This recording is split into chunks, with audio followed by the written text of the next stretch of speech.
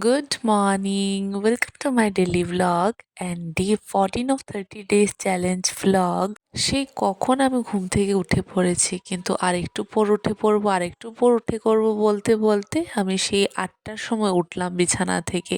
আর ওইদিকে আমার মা সকালে টিফিনের জন্য খোলা পিঠা বানাচ্ছে, তবে এর আগেই মার আমার দুপুরের খাবারের জন্য লাঞ্চ রেডি করা হয়ে গেছে। আর আমাকে মা সে কখন থেকে বলছে যে উঠে স্নান করে রেডি হ, দেরি হয়ে যাবে, কিন্তু আমি সেই 8টার সময় উঠলাম। উঠে আর কি নাকে মুখে কোনো রকমে শেষ করে সব বেরিয়ে পড়লাম। দিনের প্রায় অর্ধেক সময় কেটে গেছে, আমি কোনো ভিডিও করিনি, কারণ কি আমি এতটাই তখন লেট হয়ে গিয়েছিলাম যে কোনো রকমে দৌড়ে দাঁড়িয়ে আমি কলেজ গিয়ে পৌঁছাই।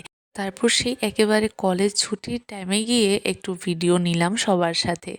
এরপরে কলেজ থেকে বাড়ি এসে ফ্রেশ হয়ে অনেক দিন ধরে নারকেল মুড়ি খাওয়ার ভীষণ ইচ্ছে করছিল, তো আজকে ফাইনালি নারকেল দিয়ে মুড়ি দিয়ে চিড়া দিয়ে খেয়ে নিলাম, আর সাথে ছিল চা।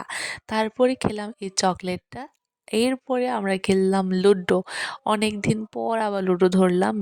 ইদানিং তো এই লুডো আমাদের ঘরে কমন ছিল, দিনে একবার না একবার হলেও খেলতেই হতো।